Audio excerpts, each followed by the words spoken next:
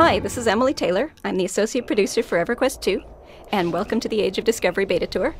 So the Age of Discovery is a very feature-rich expansion, and rather than having a lot of new zones, we've focused on added gameplay and new mechanics, so this is going to be a very hands-on tour.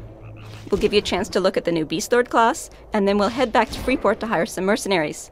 Finally, we'll look into the Dungeon Maker tool, and we'll learn how players can create and share their own dungeons. So if everyone's logged in, you should find that you're on your Beast Lord, and we're in Everfrost right now.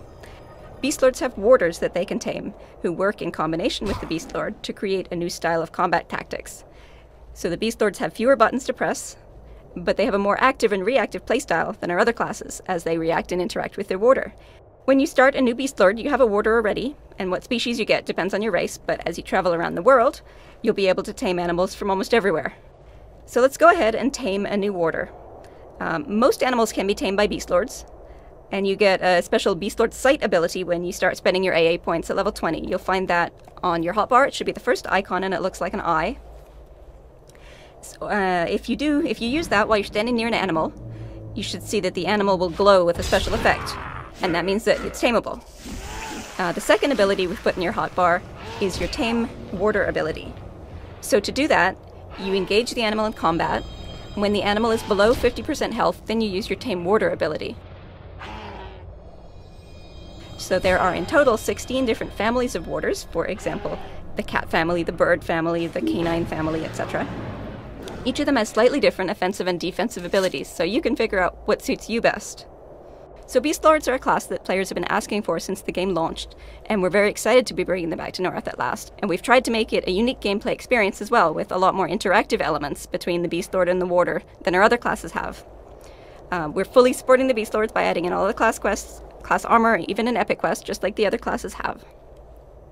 Welcome to Freeport, new improved Freeport.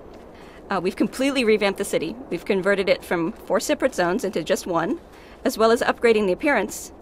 But besides the visual improvements to Freeport, we've added a ton of new quest lines and lore for all of the evil races and classes, and these can be done from level 1 through 90. And since the game will be fully free to play when this content launches, you won't even have to spend a single cent to enjoy the new Freeport. Now you can see up here, this is the Overlord Citadel. On live servers in Freeport right now, it's crashed into the ground about where we're standing.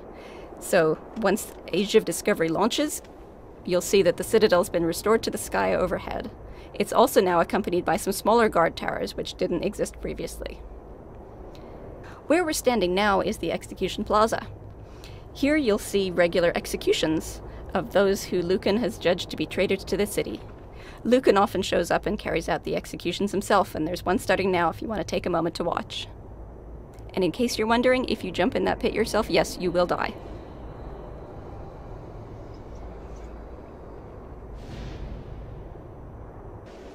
This is the Overlord's Plaza.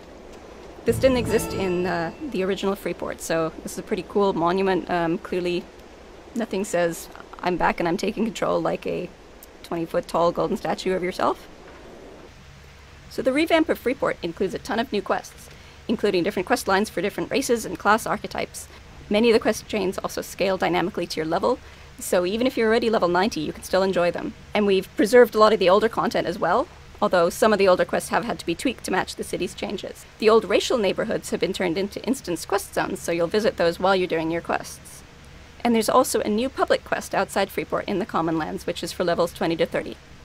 So let's head over to the Seafarer's Roost Inn, which is where we'll meet our new mercenaries. Okay, here we are at the harbor. You can see the tents over at the right. That's new. There's sort of a commercial area where you should find the banker, the broker, the mender. You'll also find the new reforging merchant there. And here at the Seafarer's Roost Inn, you'll find the mercenaries hanging out. So mercenaries are another cool feature coming with the Age of Discovery. They are hired hands that you can pay to help you fight. They act like a group member, and they'll take up a group slot in your party. They also demand a share of the loot, and you have to pay them a regular salary or they will quit. But they're a great option if you need a little extra help to run that one quest, or if your group just can't find that last person to run a dungeon. They can even join raids. Mercenaries come in 5 general categories: tanks, healers, melee DPS, caster DPS, and support. And you'll see they have a unique icon over their head that should indicate their role. We've got one mercenary standing out front of the inn here. And if we go inside, there's a healer just around here behind the ogre, and a few more out the back. Now, each mercenary is a unique character with unique abilities, so the healer here in Freeport is not necessarily the same as a healer from another place. You might find that one healer specializes in heal over times, the other specializes in instant heals, maybe one has a better res, maybe another does more damage. So it's worth investigating the different mercenaries to find the one that suits you best. There are some mercenaries that will be based in Freeport and in Kinos. There are others you'll meet out in the world. Once you've hired a mercenary for the first time, after that you'll be able to visit Freeport or Kinos to hire them again, regardless of where you originally met them. In addition to these normal mercenaries, there are a few rare mercenaries, which very rarely you may encounter. You'll find these out in the world. These are extra powerful mercenaries, and they have a cost to match, and they'll stay with you for only a limited time before they leave. But they are extra cool and extra powerful, and while you do have them, you're going to kick some serious butt. Alright, now on to our final stop. Let's take a quick look at Dungeon Maker. So, to access your dungeon, open your persona window again, that was the C button, and you'll also notice you've got a new tab there called Dungeons. Click on Dungeons, and in here there's a button where you can create a new dungeon, or if you're a trustee of someone else's dungeon, that will be listed in this list as well. And when you've created a few dungeons, you'll see this list is filled up. There's several themes to choose from. For example, you probably saw on the list there's Mistmoor, Crushbone, and the Lair of Scale. And within each theme, there are several different room layouts which you can choose from. So this should give people a good variety of options to choose from when you're planning your dungeon. This is obviously based on the Vampire Castle Mistmoor in Loping Plains. As you're probably aware, Dungeon Maker is a really exciting new tool that allows you to actually create and publish dungeons so that other people can fight through to win rewards. This is a groundbreaking feature, and we think it's going to be a huge hit, and we're very excited to see what the players in beta are doing with it already. You get rewards both as a builder of the dungeons and as a player, which makes this an exciting way to show off your creative skills.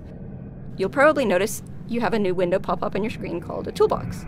This is where you'll find your monster spawners, your effect objects, and decorations that you can put in your dungeon. Monster spawners are what they sound like. They will make monsters appear. Effect objects add effects to the monsters that they are placed near. So, for example, if you want to place a spawner now, and then select an effect object and place it near your monster, if you click on the object that you just placed, the effect object, it should tell you that it adds a buff, or it enhances some ability of the monsters that are near it. Some examples of effects might be adds a chance for every monster near the effect object to proc lightning damage when they attack, or increases the awareness radius so that they will call for help for monsters farther away than they would have otherwise, or increases the max health. So there are a lot of effects like that, and by choosing which ones you want, you should be able to customize each monster. The third category is the decorations. Decorations don't have any gameplay effect. They're just to make your dungeon look interesting. They include virtual items, which don't physically exist in your inventory. You'll only find them in your toolbox. And normal house items like carpenters make. And you can earn the spawners, the effect objects, and the virtual decorations in a number of ways, including through running dungeons or building dungeons and earning tokens that would let you buy more. Now you'll notice that the toolbox has a publish button at the top. Once you finish decorating your dungeon, this button allows you to publish the dungeon so that other players can enter and fight through it. And dungeon makers will receive reward tokens when players finish playing through their dungeon, and players also receive reward tokens for going through the dungeon. The tokens can be spent on a wide variety of things, including the dungeon maker spawners and objects, as I mentioned, also gear. There's some pretty cool stuff coming up. So that's the basic idea of Dungeon Maker. If you want to hop in and run through a dungeon, you can click on your EverQuest 2 menu, that's the EQ2 button, and there's now a Dungeon Leaderboards option.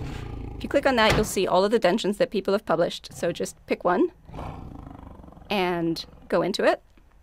When you zone in, you'll notice that you have a dialog box listing a number of adventurers you can choose. When you're fighting through a Dungeon Maker dungeon, you don't fight as yourself at this point. You choose an adventurer to fight as. So right now you've got about 4 or 5 options to choose from. When this goes live, you'll be able to unlock more. You'll be able to obtain them in a variety of ways. And you can choose, each one has different abilities, so you can choose which one suits you best. On the right of your screen, you can see the group window to show you what all of your group mates have selected if you're running through the dungeon in a group. And that way you can choose your adventurer to suit what they've chosen. You don't need a group to run through a Dungeon Maker dungeon. It is optional. You can have as many or as few people as you like, but of course it's quite fun to run as a group. I'll just touch briefly on some other new features with the Age of Discovery. We also have the Trade Skill Apprentice system, which allows trade skillers to mentor an NPC and gain new recipes and get new quests from them. There's also the reforging system, which I mentioned briefly earlier, that allows you to reconfigure the stats on items of your equipment. And you can also add exciting new particle effects to your weapons. Thanks for joining the tour. We think these features are a ton of fun, and we hope that you're as excited as we are to join us in the Age of Discovery.